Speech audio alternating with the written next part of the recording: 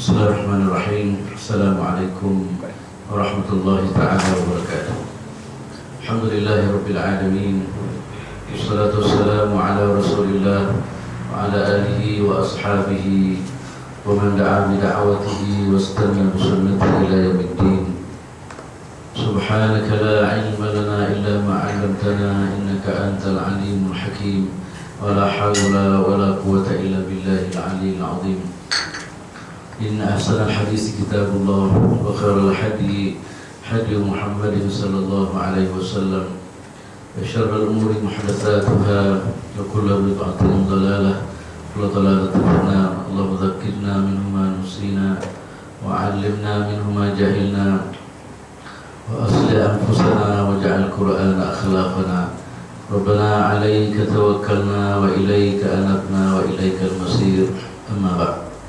Alhamdulillah, bersama-sama kita bersyukur pada Allah Subhanahu Wa Taala pada hari ini di kesempatan untuk sama-sama kita berada di rumah Allah Subhanahu Wa Taala dengan nawaitu yang ikhlas kepada Allah Subhanahu Wa Taala daripada umur, kemudian dalam perjalanan kita, kemudian semasa kita berada di rumah Allah Subhanahu Wa Taala dan semasa kita berada dalam majlis ilmu, kita mengharapkan insya-Allah semoga Allah Subhanahu Wa Taala catat sebagai satu amal saleh yang kita buat dalam kehidupan kita.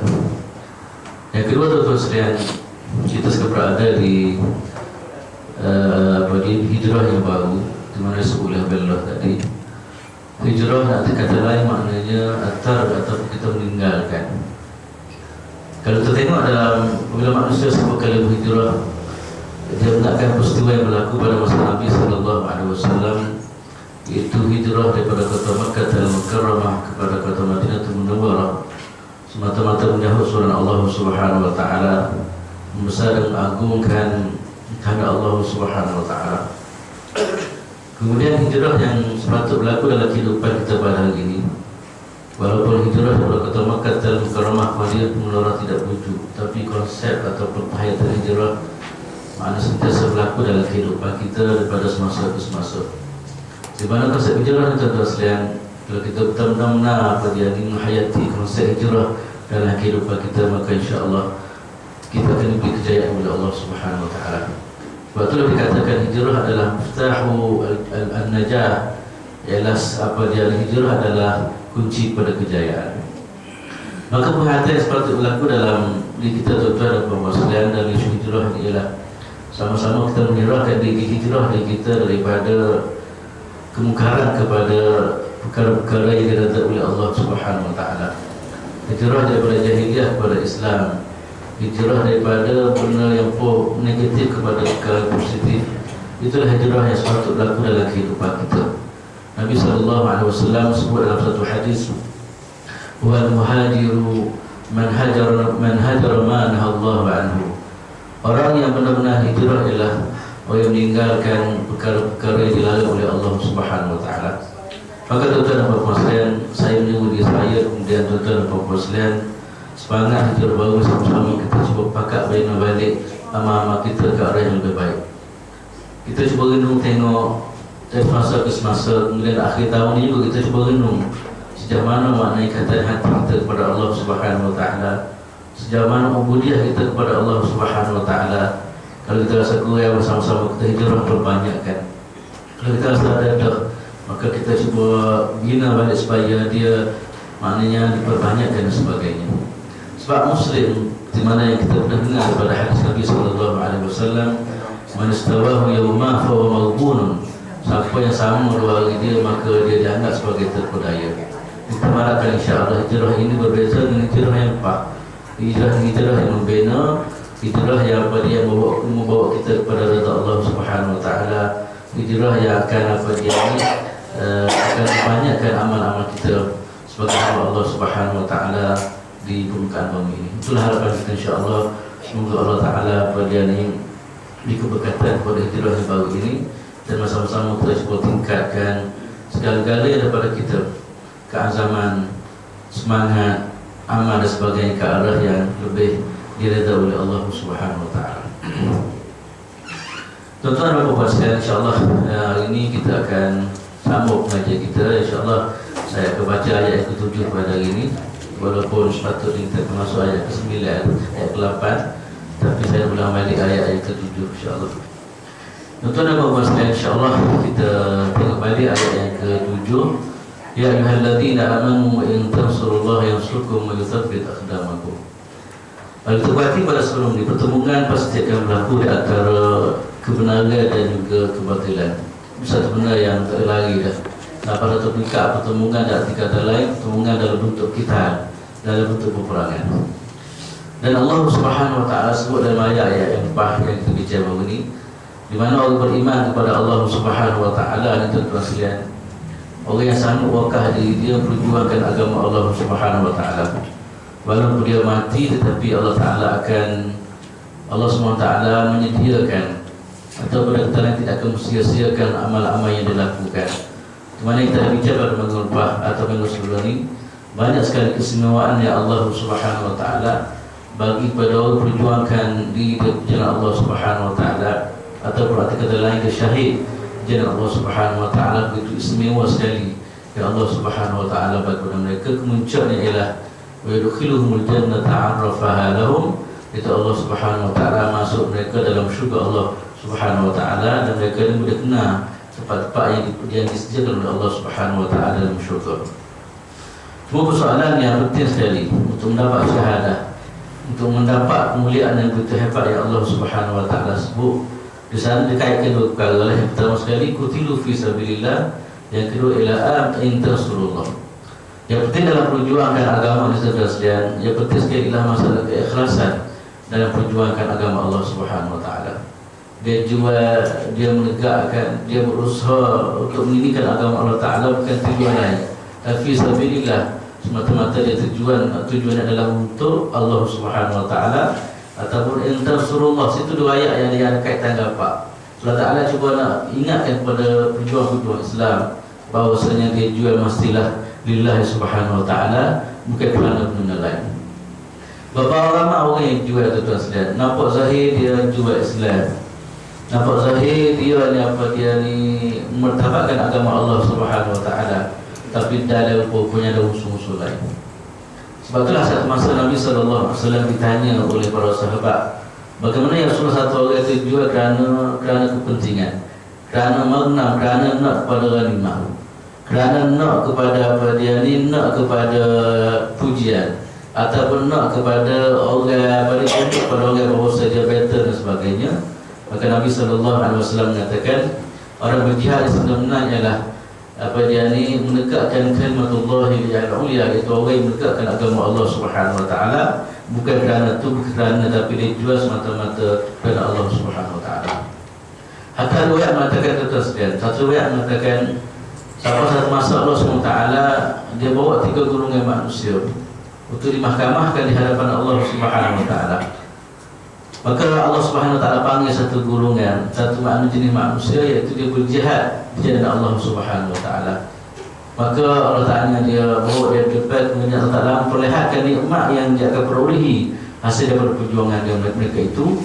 Maka dia tengoklah, dia sengah, tengok betul hebat sekali nikmat yang Allah sedia. Allah Ta'ala tanya dia, apa yang kamu buat dalam kehidupan dunia? Maka dia kata, saya berjihad jalan Engkau ya Allah. Allah Subhanahu Wa Taala mengatakan, kata kau bohong, kau nampak jual mati di jalan Allah Ta'ala, tapi sebenarnya tujuan mati kau bukan kerana Allah, tapi kerana nak tunjuk kepada orang lain, mengatakan kamu ni hebat. Akhir sekali orang ini telah dibawa kepada neraka Allah Subhanahu Wa Taala. Ini benar-benar penting tuan-tuan sekalian.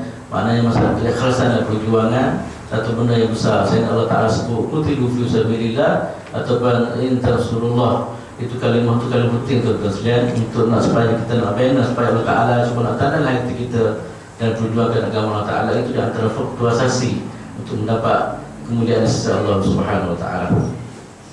Ya ayyuhalladzina amanu in tansurullaha yansurkum wa yuthabbit aqdamakum. Wahai mereka beriman, kalau kamu menolong agama Allah Ta'ala, nescaya Allah Ta'ala akan menolong kamu, dan dia meneguhkan kaki kamu. Gini makna dalam ayat ini tuan-tuan sekalian, Allah Ta'ala meletakkan syarat untuk kita dapat pertolongan Allah Subhanahu Wa Ta'ala. Maknanya di sana ada syarat-syarat dia. Ada senang-senang orang ada kenapa Allah Ta'ala tak tolong orang Islam ni kena bunuh gitu-gitu kan. Kenapa? Dan satu benda yang Allah Ta'ala sebut dalam ayat yang lain, satu keyakinan Allah Ta'ala akan tolong lagu mana orang Islam ini. Cuma sekarang sebabkan kalau tak berlaku pertolongan. Sebab itulah dalam ayat ini sebagai syarat untuk dapat pertolongan Allah Ta'ala, intan surullah, kamu kena tolong Tuhan. Tolong Tuhan ni makna jaga dia. Tolong Tuhan ni kita menegakkan apa yang tak lana dan menegakkan apa yang dikehendaki oleh Nabi sallallahu alaihi wasallam. Ini di antara apa dia masalah asasi yang berlaku pada ummah akhir zaman ini. Lebih kerana Tansurullah tak berlaku dalam bentuk yang sepatutnya. Maka sebab itulah kita dapati pada pertolongan Allah Ta'ala maknanya tak mari lagi. Sebab apa? Nusratullah dalam arti kata yang sebenar tidak berlaku lagi di kalangan orang beriman. Dan kalaulah maknanya kita benar-benar tolong Tuhan tu, maka dia akan mari dua perkara tu. Yang pertama sekali ialah yang surkum, yang pertama sekali Allah Ta'ala tolong kita. Dan Allah SWT akan tolong kita. Yang kedua ialah Allah SWT apa dia ni akan meneguhkan apa dia hakikat kita. Maknanya macam mana tuan-tuan sekalian? Maknanya kita nak dua perkara dalam mendapat kemenangan Allah Ta'ala. Pertama sekali Tuhan bagi menang kita. Yang kedua kita dapat mengungkapkan kemenangan ada. Arti kata lain apa dia kita sentiasa jaga kerana Allah Subhanahu Wa Ta'ala. Berapa lama orang yang Allah Ta'ala beri pertolongan, tapi itu tak lama bahasa lain. Lama-lama sekali berubah. Tak ada berlaku juga. Tak macam kita lah. Ada sungguh-sungguh itu kadang-kadang mula-mula tu malah habitat kepada Tuhan. Tiba-tiba akhir Tuhan bagi. Duduk tak lama semaya buka kan. Duduk semaya tu sibuk habis sibuk dengan apa dengan dunia dan sebagainya. Itu pun berlaku. Yang kita nak mana yang Allah Ta'ala bagi benda kita, kemudian kita boleh stay, kita boleh teruskan apa dia ni benar-betul ataupun apa yang dikehendaki oleh Allah Subhanahu Wa Ta'ala sepanjang masa. Betul kalau kita tengok dalam perjuangan ramah kadang-kadang pika awal memang ikhlas sungguh. Kemudian Allah Ta'ala bagi kemenangan, tapi lah sekali bila Tuhan bagi kemewahan sikit dan mula buana. Sebab itulah kadang-kadang semua orang kata sekalian nak jaga kemenangan itu satu benda yang mudah. Itulah saya pernah sebut pada minggu lepas, minggu sebelum ni, apa ni, Syekh Khalis, dia mujahid, ketua mujahid di Afghanistan dulu. Bila Rusia itu jatuh, dia kata sebenarnya kita nak ada kemenangan lebih susah daripada mendapat kemenangan daripada Allah Ta'ala. Nak jaga. Memang betul semua apa yang dia sebut berlaku macam itu. Lepas tu dah mula berpalah. Bila Rusia jatuh, lagi bergabung semua dah mula sama-sama sendiri dah mula buat kerja. Itu benda-benda yang paling kita takut dah. Hatta dalam kehidupan kita, kadang-kadang kita nak supaya Tuhan bagi benda-benda kita boleh jaga semua kerana Allah Ta'ala sampai akhir hayat kita. Berapa ramai orang Allah Ta'ala bagi nikmat, tapi itu tak berapa lama akhir sekali dah mula buana. Tidak mula buana, akhir sekali maknanya jauh daripada Allah Subhanahu Wa Ta'ala. Alhamdulillah. Itu kita tak sih. Kemudian walladzina kafaru fata'sal lahum wa adalla a'malahum, dan orang-orang yang tiada beriman itu akan mendapat kecelakaan. Allah Ta'ala menjadikan pekerjaan mereka terbuang percuma.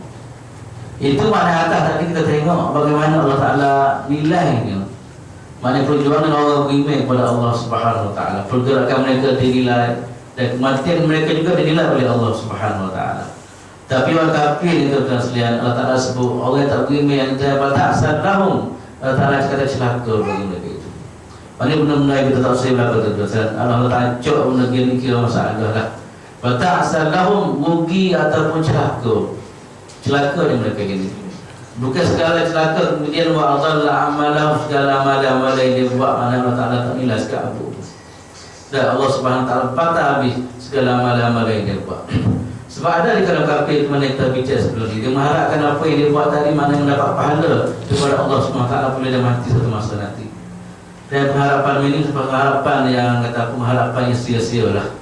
Sebab Tuhan kata wa adalla a'malahum, Tuhan kata sebab mereka ini apa dia ni, Tuhan kata apa dia, amalan mereka telah dikusia-siakan oleh Allah SWT, tak boleh pahala, tak boleh kepuasan. Dan kita dah bincang baru ni makna kafir ni, cuba cakap dengan kafir. Amalan-amalan dia buat, dia mengharap satu masa sebenarnya. Dia harap, cuba cakap dengan orang Siam. Saya pernah cakap dengan orang Siam kadang-kadang. Dia harap dia buat benda-benda. Dia nak masa depan, kata dia. Nak masa depan, nak mengharapkan satu kebaikan masa depan.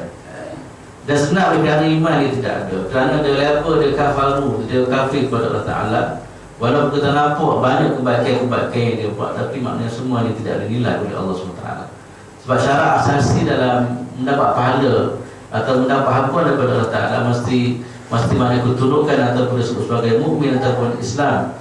Islam itu di antara syarat asasi untuk menerima pahala daripada Allah Subhanahu Wa Ta'ala. Kemudian Allah Ta'ala sebut tuan-tuan sekalian, ayat yang berikut ialah sebab apa Tuhan ni kata dia orang ni celaka, amalan-amalan mereka ni dipersia-siakan oleh Allah Ta'ala. Sebab dia ada perangai tuan-tuan sekalian. Dia ada perangai dia.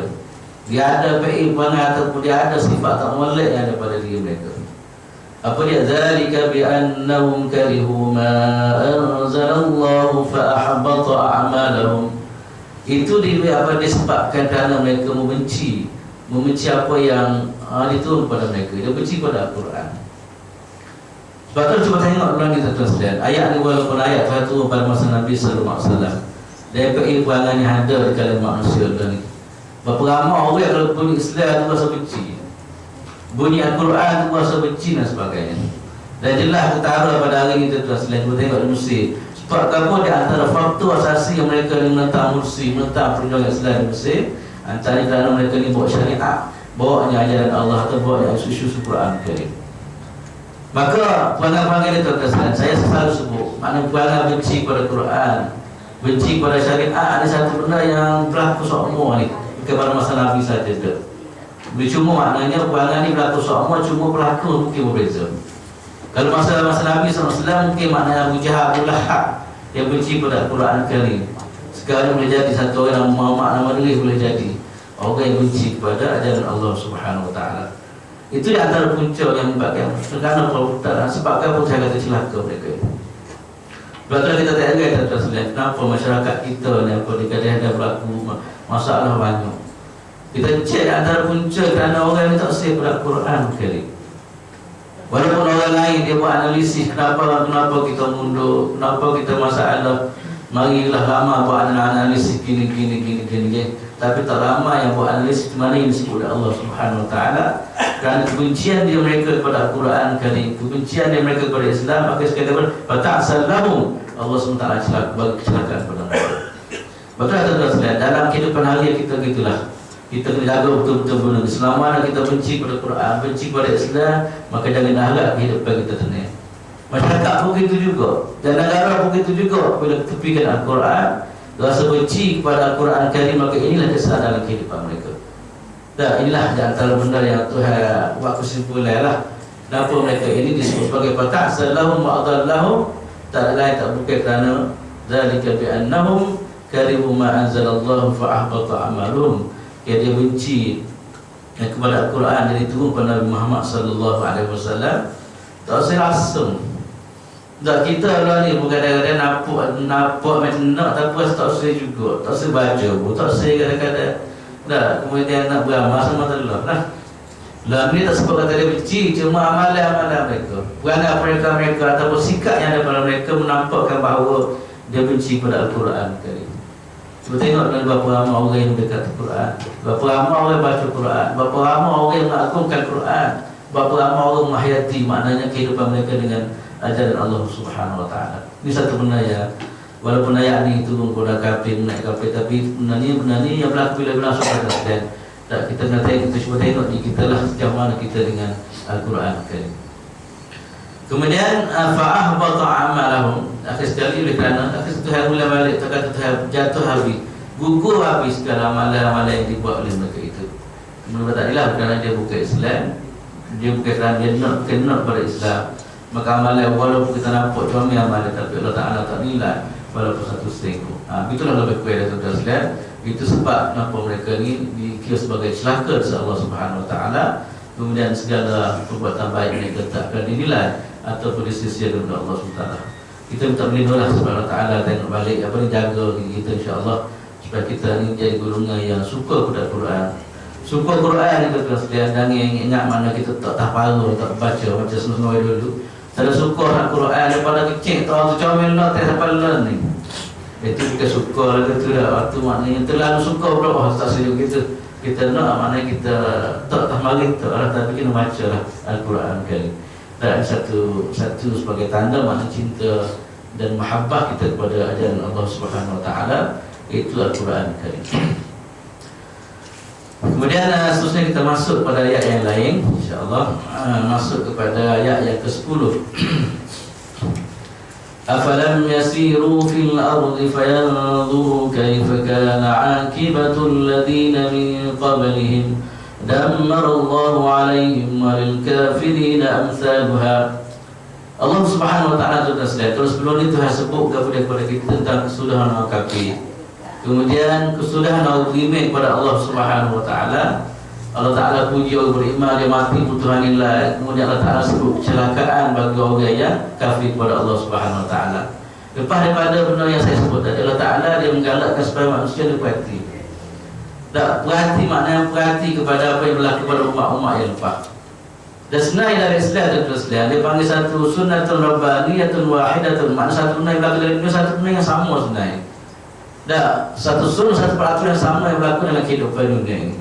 Sebab Allah Ta'ala minta supaya kita perhati kepada apa ni, kepada benda-benda yang berlaku pada masa sebelum ni.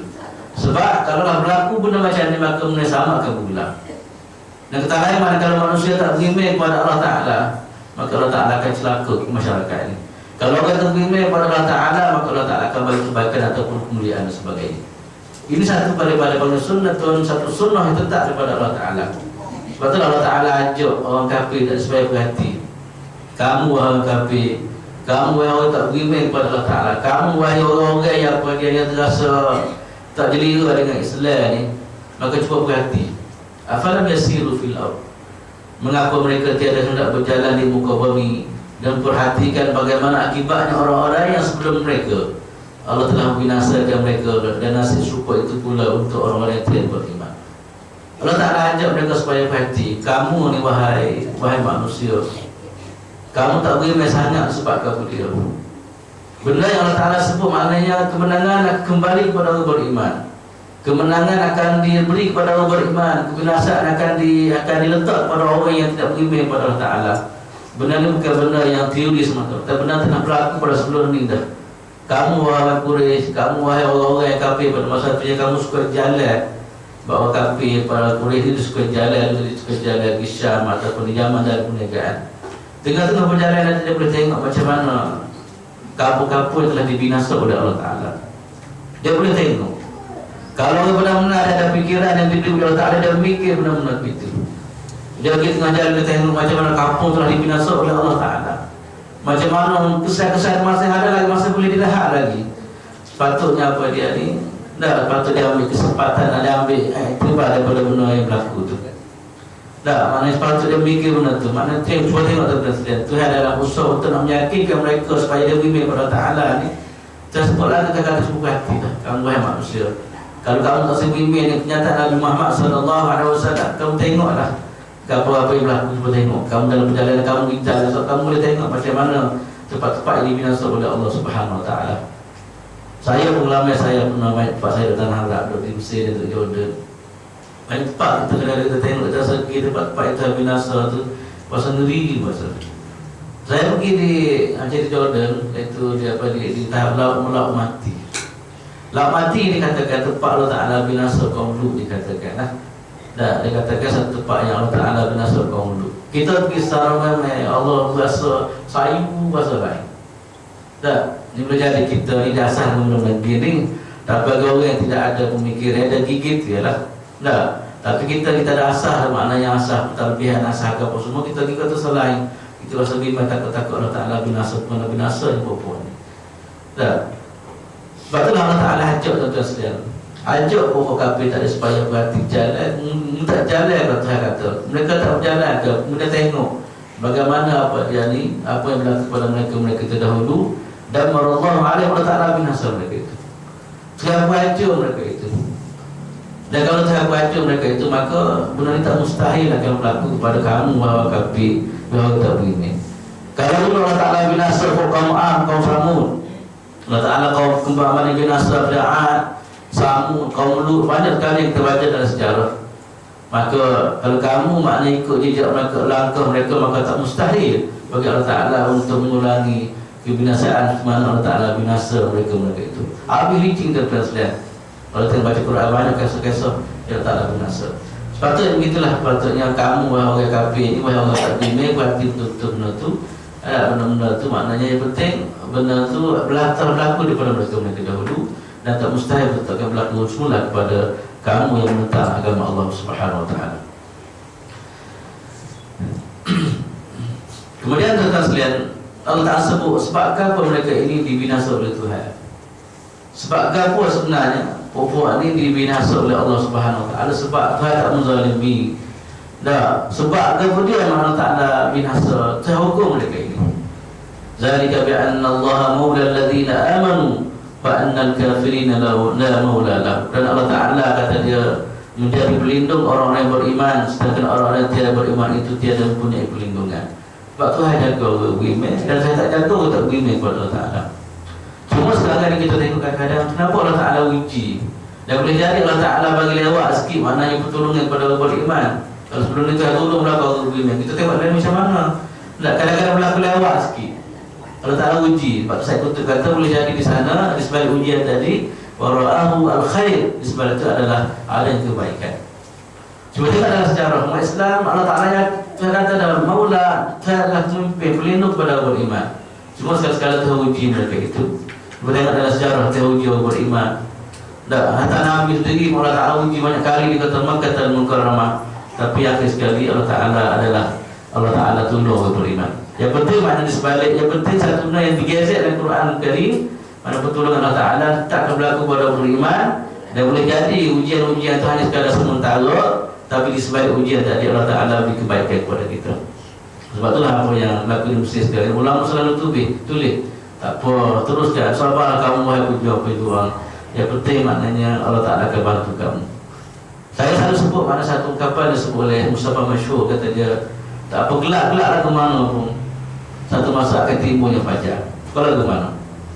Kita lagi ibarat orang beriman. Lagu mana pun uji oleh Allah Ta'ala, tapi satu masa kemenangan akan berlaku. Dan itulah tabiat ayat berlaku terus-terus. Mana yang terjadi gelak lagu mana pun, kemuncak gelak, tapi dia tidak berakhir dengan gelak, tapi dia berakhir dengan naiknya fajar, naiknya kebenaran ataupun naiknya apa dia ni pertolongan Allah Subhanahu Wa Ta'ala. Sebab saya sebut kata zalika bi anna Allah maula alladziina amanu. Sebab itulah Tuhan jaga orang beriman. Sebab apa Tuhan ni apa dia tak jaga orang kafir? Sebab apa ni wa anna pada ni wa anna al-kafirina la maula lahum. Orang kafir tidak ada apa ni, tidak ada perlindungan. Cuma riwayat mengatakan ada satu masa Nabi SAW berikut cerita mengatakan ayat ini turun di dalam peperangan Uhud. Nabi SAW dia jual. Dan pada masa itu apa dia ni orang kafir jual kepada lana uzza wa lana apa dia uzza lana uzza, maknanya disebut Tuhan dia. Dah kata dia sebut juga dalam perjuangan mereka, maknanya dia tak mana perjuangan kan dia konon agama lah perjuangan mereka. Kami ada Tuhan kami Allah tak uzza, telah disebut kalimat itu. Kemudian Nabi SAW kata kepada sahabat-sahabat, Allah maulana wala maula. Allah tak apa Nabi kata kepada kafir apa dia ni, Allah maulana wala maula lakum. Maknanya kami, maknanya apa dia Tuhan adalah pelindung kami dan Tuhan tak bagi kepada kamu. Itulah kemudian satu keyakinan kepada kita. Sebab itulah Allah Ta'ala binasa buruk kafir. Sebab tadilah sebab apa dia ni, sebab Allah Ta'ala dia berperlindungan kepada beriman. Dunia kafir Allah Ta'ala tak cara. Bila sebut kalimah tak cara itu maknanya Allah Ta'ala binasa ataupun pelacur mereka itu. Kemudian Allah Subhanahu Wa Taala sebut dalam ayat yang ke-12 tu sekalian. Tadi dia cerita episod yang berlaku dalam kehidupan dunia. Kehidupan dunia orang semua tadi juga sekali ada yang mati dan sebagainya. Kemudian Allah Taala bawa kepada kita satu episod yang berlaku di hari akhirat. Mana kita tuan-tuan sekalian, yang penting bukan sekadar dunia lah. Kisah kita nak akan berpanjang sampai akhirat syurga ataupun neraka Allah Taala. Bagaimana keadaan kali ini Allah Taala cuba pamerkan keadaan yang berlaku di hari akhirat. Inna Allah yudkhilul ladzina amanu wa 'amilus solihati jannatin tajri min tahtiha al-anhar. Jannatin tajri min tahtiha al-anhar. Wal ladzina kafaru yatamatta'un wa ya'kuluna kama ta'kulul an'am wan nar maswal lahum. Terus kita cuba tengok kita beza, sebab tengok perbezaannya ketara kita dengan orang beriman dengan orang kafir. Di dunia lagi mana kita beza juga, segi perjuangan, segi kehidupan semua kita beza. Akhirat pun beza tu cuba kelah mana satu kelah beza antara orang beriman dengan orang yang kafir kepada Allah Taala. Tak sama sekali. Kan? Tak boleh dalam orang beriman cakap tak boleh. Inna Allah yudkhilul ladzina amanu wa 'amilus shalihat. Sesungguhnya Allah Taala dia masuk orang yang beriman dan amal soleh. Itulah antara prasyarat dan sekalian mesti tahu sekalian masuk syurga Tuhan bukan benda yang mudah. Syurga ni benda bernilai. Syurga satu benda yang sangat bernilai. Maka masuk jemaah kita kena ada amalan yang berpatutan untuk mendapat syurga Allah Subhanahu Wa Taala. Ini semaya malah. Wassalamualaikum doa ya Allah masuk syurga lah. Ya Allah inni as'aluka al-jannah. Minta syurga semua pada Allah Taala. Tapi semaya untuk masuk tu tak ada benda-benda kebaikan untuk menubah. Ini bukan cara untuk mendapat syurga Allah Ta'ala. Syurga Allah Ta'ala kata saya yudkhilul ladzina amanu dan selalu beriman. Orang beriman maknanya iman ada kata iman sebenar mana kita baca sebelum ni lah. Bukan iman cak ayah cak itik dah, tapi iman yang benar-benar maknanya apa dia ni menjunjung segala perintah Allah Ta'ala dan benar-benar menjunjung apa dia ni iman dan benar-benar yang tidak ragu-ragu lagi. Yang kedua pula ialah bukan sekadar ada beriman, tapi iman dan iman yang berkualiti. Iman yang boleh tolak dia untuk amilus salihat, iman yang boleh mendorong dia untuk beramal saleh. Berapa ramai orang kata saya beriman tapi tak nampak sekali apa kesan amal saleh ini dia. Yang iman yang sebenar kata sekalian. Iman yang sebenar ialah kalau iman yang benar-benar makna berfungsi, iman tadi kata saya kutub rahimahullah Ta'ala yarfa' sahibahu, yang kata Allah orang beriman tadi untuk beramal saleh. Tak, kalau makna amal soleh tak jelma dalam kehidupan dia, walaupun dia kata saya beriman, itu iman yang dalam keadaan tenang, iman yang bermasalah. Okey. Inna Allah yudkhilul ladzina amanu wa 'amilus shalihat. Allah Ta'ala masuk beriman dan amal soleh tadi. Amal soleh yang kedua amal soleh yang saya dah biasa omong. Amal soleh ialah amal yang ikhlas kepada Allah Ta'ala. Yang kedua amal yang bertepatan dengan kehendak syarak. Itu dikatakan amal soleh. Kalau tidak ada dua perkara ni, maka tak dikatakan amal soleh lah. Amal soleh ada dua rukun. Pertama ialah niat yang betul. Yang kedua pula ialah dia buat amal tadi menepati kehendak syarak. Dua perkara mesti ada. Kalau niat tu comel dah tapi syarak tak betul. Saya sebut satu orang tu niat comel dah nak takarrub, nak mendekati Allah Ta'ala, tapi semai sunat lepas semai asar, katakanlah 2000 rakaat rajin doa dia ni, tak, maka tak dikira amal soleh. Ataupun solat itu buat amal soleh comel dah ke rumah tak tua, rumah tak pernah semai tahajud sekali abu, subuh kelapai sokmo katakanlah. Tiba-tiba ke rumah tak tua tak lupa, kau tinggal mana ada bangun dah semai. Tak semai tahajud. Tak, tapi bukan kerana tak ada, tapi kerana tunjuk tua kata rinju. Itu tak panggil amal soleh juga. Klik rumah kelapai semula.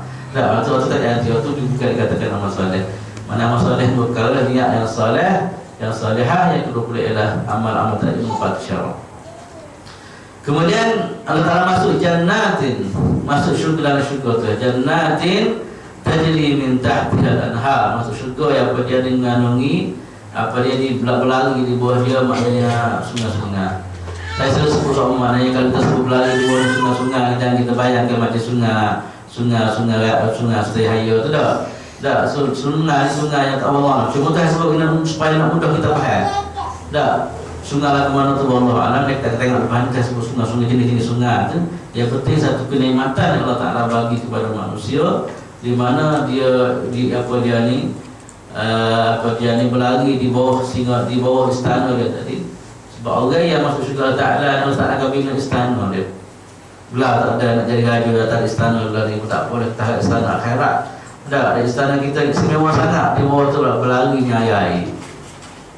Tak keriman lahum sebagai apa dia ni anugerah ataupun sebagai kemuliaan yang Allah Ta'ala bagi kepada mereka-mereka yang beramal dalam kehidupan dunia. Lepas tu sebenarnya antara dia panggil benar motivasi lah untuk push, untuk tolak kita supaya kita beramal. Sebab kita rasa di sana ada kebaikan yang begitu hebat yang Allah Subhanahu Wa Ta'ala sedia untuk kita. Antaranya apa dia ni? Jannatin, berapa syurga yang Allah Ta'ala sedia untuk kita. Kita harap insyaAllah tuan-tuan sekalian, kita harap sangatlah moga kita akan sampai situlah insyaAllah Ta'ala satu masa nanti dengan amal yang kita buat pada hari ini. Walaupun kita rasa kurang, tapi harapan kita terlalu tinggi pada Allah Ta'ala. Kita minta Allah Ta'ala tempat kita dalam jannat yang mana sebut dan ayat. Kemudian Allah Subhanahu Wa Ta'ala sebut pula apa dia orang kafir pula lagu mana. walladzina kafaru yatamatta'una wa ya'kuluna kama ta'kulul an'am wan naru maswan lahum. Cuba tengok orang kafir tuan-tuan sekalian. Orang kafir dalam kehidupan dunia tu dia puja orang lain, dia puja makanan, dia puja nafsu dia puja apa dia ni, pujalah mak dia, tak letakkan akal, tak letakkan petunjuk Allah Subhanahu Wa Taala di hadapan mereka. Mereka ni makan sungguh. Dia tamatta, maknanya bersedap-sedap nak makan semalam binatang. Maknanya di dunia tak ada tujuan. Tak tujuan dah hidup dia nak makan, nak minum. Kita ada makan minum juga, tapi kita ada tujuan. Kita ada makna panduan daripada Allah SWT. Tapi bagi orang tak beriman pada Allah Ta'ala sekalian, itulah kehidupan dia. Dia makan sungguh. Dia benar dia puja sungguh filazatan diri dia. Dia puja sungguh apa dia di nafsu dia. Tapi Allah Ta'ala gambarkan mereka ini, makna dia makan macamlah makan macam makannya binatang. Makan sungguh makna tidak ada matlamat hidup dan sebagainya. Tapi perlu ingat, walaupun dalam kehidupan dunia tuan-tuan sekalian, dia buat benda-benda gitu dah, tapi akhirat dia tidak lupa. Dah, di akhirat dia tidak lupa. Kenapa saya kata wan-naru maswan lahum, iaitu neraka adalah tempat kediaman mereka. Alhamdulillah. Maknanya tuan-tuan sekalian, tu mana yang saya sebut semua, kita dengar semua daripada Quran kan. Kita mari dunia dalam matlamat. Kita mari daripada Allah Subhanahu Wa Taala. Kemudian kita mari dunia ni ada matlamat hidup, bukan sekadar untuk puja nafsu, bukan sekadar untuk puja perasaan, tapi kita ada matlamat hidup. Kemudian dalam dunia kita tidak akan berhenti setakat itu saja. Kita akan musafir kepada alam lain. Kemudian sama-sama ada syukur ataupun nakal Allah Subhanahu Wa Taala. Sebab itulah dalam tindak tanduk kita tuan-tuan sekalian, kita cuba tengok, kita cuba cek supaya tindak tanduk tadi benar-benar tindak tanduk yang membawa kita bersyukur Allah Ta'ala, bukan tindak tanduk yang membawa kita bernakal Allah Ta'ala. Wal'ayazubillah. Itu benar-benar yang sepatut kita jadi panduan hidup kita lah. Sebab itulah makna kita tahu sedar, kita makin minum juga, tapi kita ada panduan kita. Tapi bagi orang tak beriman, begitulah. Dia puja makanan, puja sungguh. Saya lupa habis daripada matlamat bagaimana Allah Ta'ala ataupun sebab apa Allah SWT cipta mereka itu. Kemudian sikit lagi, wa ka'ayyim min qaryatin hiya ashaddu quwwatan min qaryatika allati akhrajat ahlaknahum fala nasira lahum. Ayatnya Allah Subhanahu Wa Taala tu sekalian, kerana pokok musyrikin ni apa dia ni, dia menentang Nabi. Nabi mari dibawa segala-galanya, bawa panduan, bawa apa dia ni, perkara-perkara untuk meyakinkan mereka tentang kehebatan Allah Subhanahu Wa Taala. Dah banyak cara Nabi ada, Nabi dakwah mereka berbagai-bagai cara. Dah untuk meyakinkan mereka supaya mengagungkan Allah Subhanahu Wa Taala. Tapi mereka tak sih, baru mungkinnya tak sih panduan daripada Allah Subhanahu Wa Taala. Maka ayat yang kata dia sebagai Wakain, Nabi kata, dan berapa banyak negeri-negeri yang lebih kuat dan negeri-negeri engkau yang telah mengusir engkau, mereka telah kami binasakan, dan tiada seorang pun yang daripada anda dapat menolong, yang siapa tiada seorang pun yang dapat menolong mereka. Gini maknanya Allah Ta'ala sebagai nak menghiburkan hati Nabi lah. Nabi kalau mengikut cerita mengatakan ayat 13 hingga turun, semasa perjalanan Nabi SAW keluar daripada kota Mekah kepada kota Madinah Munawwarah. Nabi tuan-tuan sekalian nak keluar daripada kota Mekah bukan satu benda yang mudah. Dari segi perasaan satu perkara yang sangat-sangat maknanya halus Nabi berasa. Macam kita lah, kita hidup di pintu gate, katakanlah dah lama daripada awal sampai akhir, nak tinggal di tempat lain ni saya rasa. Kalau ke mana?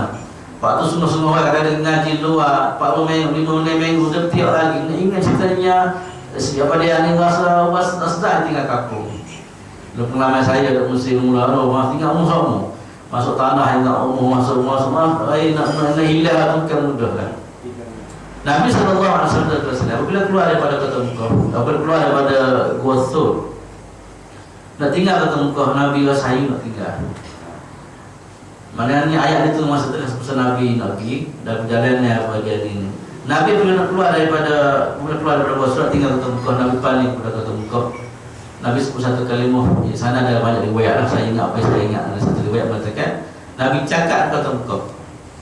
Nabi kata, wahai Mekah, kata innaki la ahabbu ilayya ardan laula anna qaumaki akhrijuni ma kharajtu.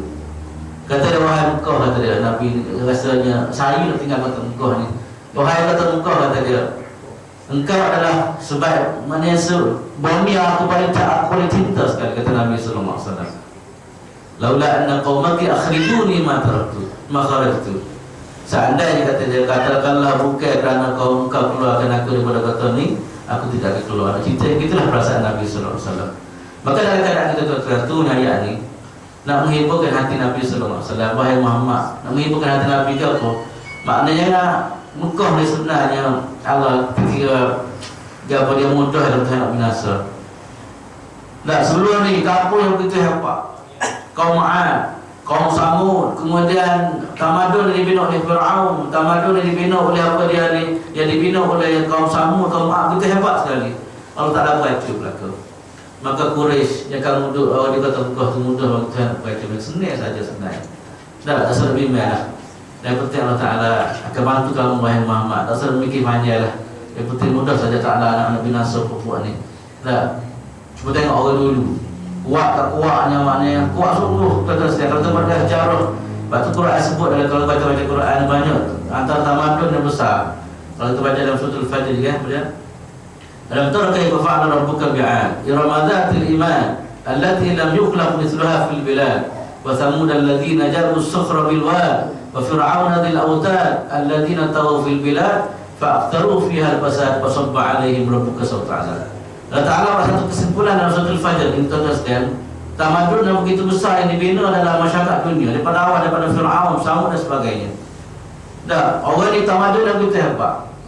Tapi kerana walaupun hebat lagu mana bertamadun dia bina, fa'aksaru fiha al-fasad, kerana dia buat pasak banyak di muka bumi Allah Ta'ala, antara dia tak beriman, antara dia tidak menegakkan syariat Allah Subhanahu Wa Ta'ala, antara dia tidak tunduk kepada kehebatan dan kebesaran Allah Subhanahu Wa Ta'ala.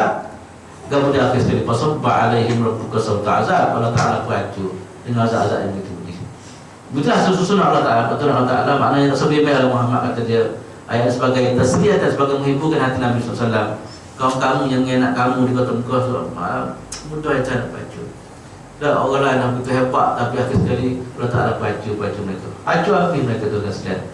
Fir'aun yang begitu hebat pacu, kaum Samud dan begitu hebat, Ad dan sebagainya, hancurkan oleh Allah Subhanahu Wa Ta'ala.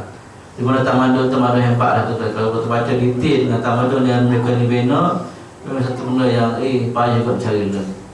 Tak, dengan kehebatan yang Allah Ta'ala bagi kepada mereka itu. Kalau tuan-tuan pergi di Jordan, satu kawasan tu, satu kawasan bukit yang kaum Samud dikatakan kaum Samud lah. Satu kawasan yang mana dia ukir tu memang hebat. Bukit dia begitu kerah. Tak, bagaimana dia boleh ukir sampai begitu hebat. Kita tengok kita rasa kagum, macam mana dia boleh buat benda-benda gitu. Ini satu sebahagian saya tunjuk dan antara kehebatan yang ada pada kaum Samud. Melihat di balik sebelum kemana lagi, sebelum dibinasakan oleh Allah Ta'ala. Tapi yang kita katakan itulah, kalau mereka tersebut dalam dalam fa'aktsaru fi apa dia ni, fa'aktsaru fiha apa dia dalam kemudian alam tara kaifa fa'ala rabbuka bi'ad dzatil iman allati bersama alladzina ja'u sakhra bil afran alladzina taghaw fi bilad.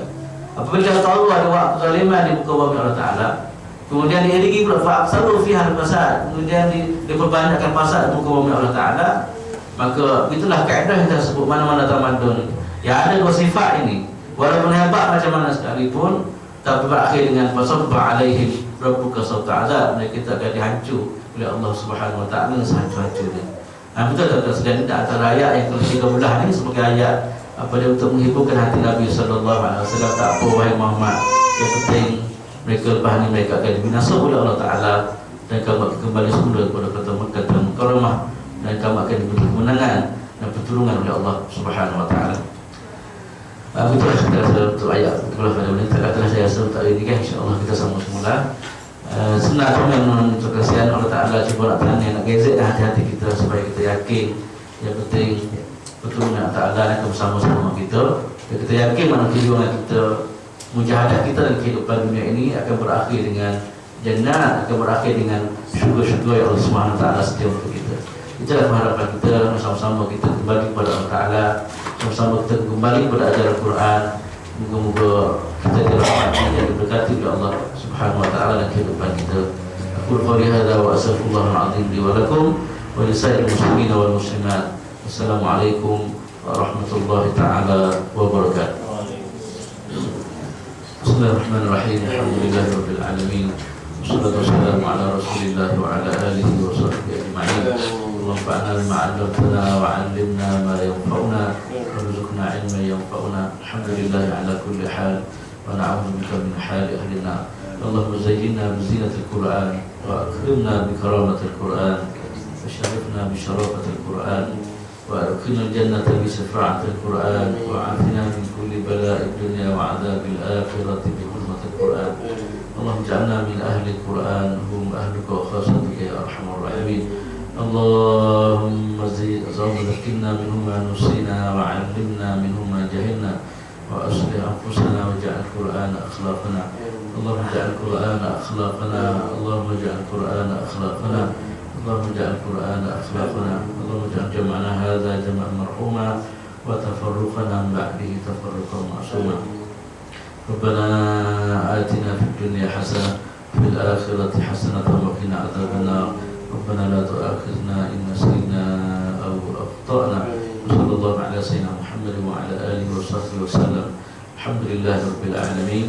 سبحانك اللهم وبحمدك أشهد أن لا إله إلا أنت أستغفرك وأتوب إليك. والعصر إنسان